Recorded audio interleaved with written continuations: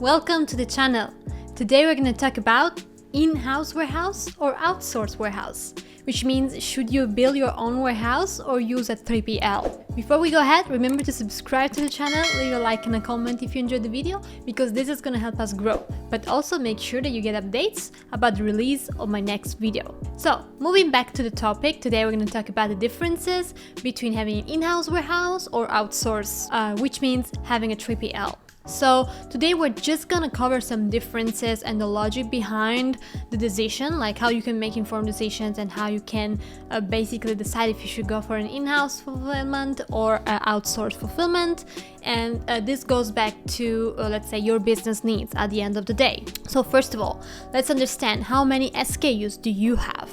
Like if you think about products, right? It may be that certain warehouses are specialized in handling certain type of goods. So you may want to go for an outsourced warehouse rather than building your own. First of all, you need certifications. Are your products, I don't know, like pharmaceutical products that needs approval or needs a specific warehouse or temperature control or any of those things? Well, there are warehouses and 3PLs out there that are very specialized on handling such goods, and you may have less of a headache by just outsourcing it rather than building your in-house. So first of all, it depends on the type of product and how you should, let's say, be knowledgeable about how to handle those products basically, and if you need any license to just store them in the warehouse. Second is also how do you foresee your growth, like do you already have an history of, for example, like certain growth over a period of time, or do you expect to grow by a lot? Like having a lot of orders, so the order number is going to increase constantly by 15-20% over a period of 1 quarter, for example. Like how does this trend look like? Because if you need a lot of capacity, you need to also understand that you need people, right? So if you build your in-house warehouse, then you'll need to rely on whoever is available to you, like to work for you. So in terms of staff and labor, it may be tough to just increase like this from one day to another, because you will need specialized people. You need to train those people. You will need to make sure that safety standards for personnel is actually up to a certain standard, right? Whether a 3PL may have already connections and part-time workers that can go and support over a period of picks, or in case you want to basically, you will increase your volumes, they already have the network and they could switch potentially from a lower amount or higher amount with a little bit of notice in no time. But it's not only about labor, it's also about space, because most likely if you go for an outsourced 3PL, they do have a network of warehouses, so they potentially just add a new warehouse, a new location, or maybe switch up to floors, add a new floor to your operations and stuff like that, rather than you having your own rented warehouse. You can't expand unless you just go and rent another place, which is not so easy to do from one day to another. Also about the overall return process, right? You need people that are specialized in the quality check, or as well what kind of, let's say, attention will bring you to use an outsourced solution rather than going for your in-house. Generally, people want an account manager, people want to be followed on a daily basis, have an input. Like you generally go to 3PLs because they're experts of the field and they take part of your load with them, and that's the target. However, it's also good to consider basically the cost point of view, which is even more complex, because if you think about it, building your own in-house solution does not only mean that you need labor and train labor. You need to rent like a unit, like you need to rent the space, you need to basically just also make sure that you have enough amount of orders and sales to cover for your rent as well. Whether for a 3PL, an outsourced 3PL, you just pay for what you occupy for, so you don't have the entire load of the rent. You need to also consider that if you go for your in-house 3PL, if your in-house warehouse, you also need to consider that you need to buy equipments, right? You need to buy pick and pack stations, you need to buy forklifts, you need to buy stuff. It's not simply having just one pick and pack station, you need one more pick and pack station, you need more than one computer, and more than anything, you need people, right? And not only people, it's safety standards, like you need to comply with certain specific standards as well, and this becomes a little bit more complex.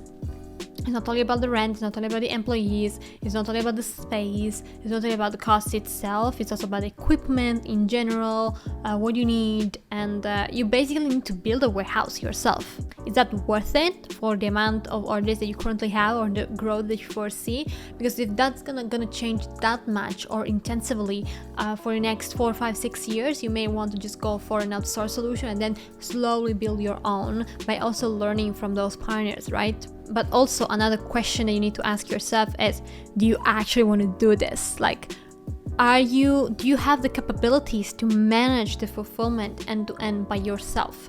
Like, you will need to build out also, you will need to also have like couriers contract, you need to manage the pickups, you will need to manage yourself the inbounds from manufacturers to your warehouse and pick and pack, receive the stocks and do all of those stuff at the same time.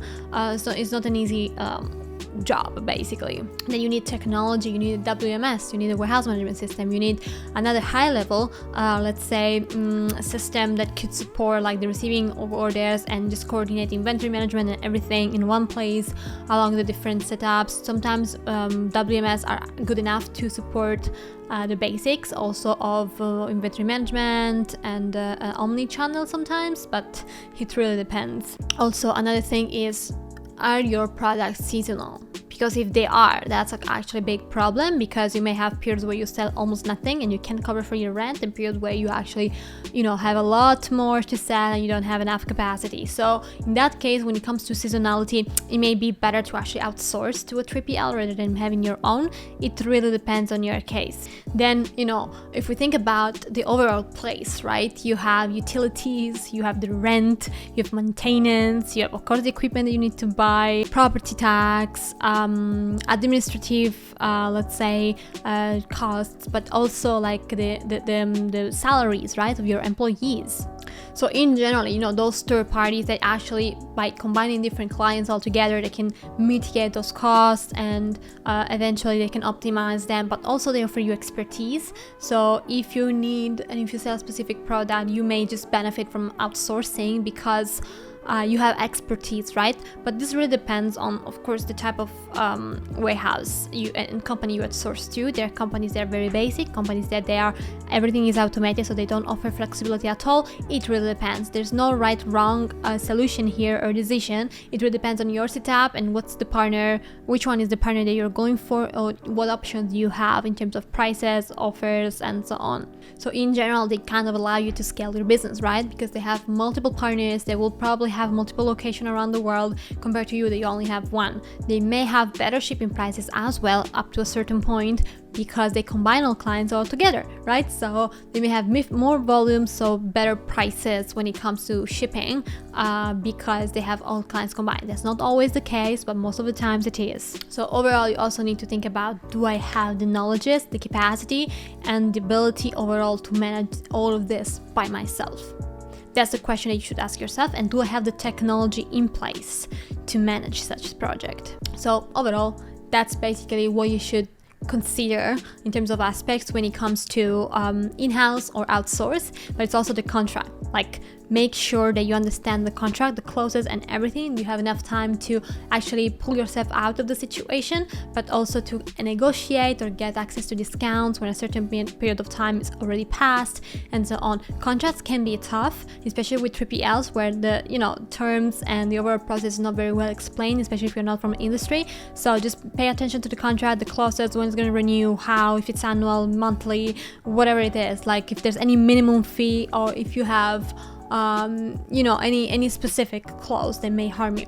So just pay attention to the contract. You should, I believe, if you are in the position of choosing what to do, like if it's in-house or outsource, I would suggest that you just approach some partners so you could see the benefits and what they can offer to you, and read their contract, ask them for a sampled contract, read their contract terms of services, and if it sounds good enough, you could start from an outsourced fulfillment center and then eventually build your own at a later stage. It really depends on how big you are, how much volume you have, and what's your forecast basically. So that's all for today. We're gonna have another video to just go through the details as well on how to build your in-house warehouse. But for now, make sure you leave a like and a comment for this video and subscribe to the channel, because this is gonna help us grow, and make sure that you receive updates from next videos. Thanks again, and see you in the next one.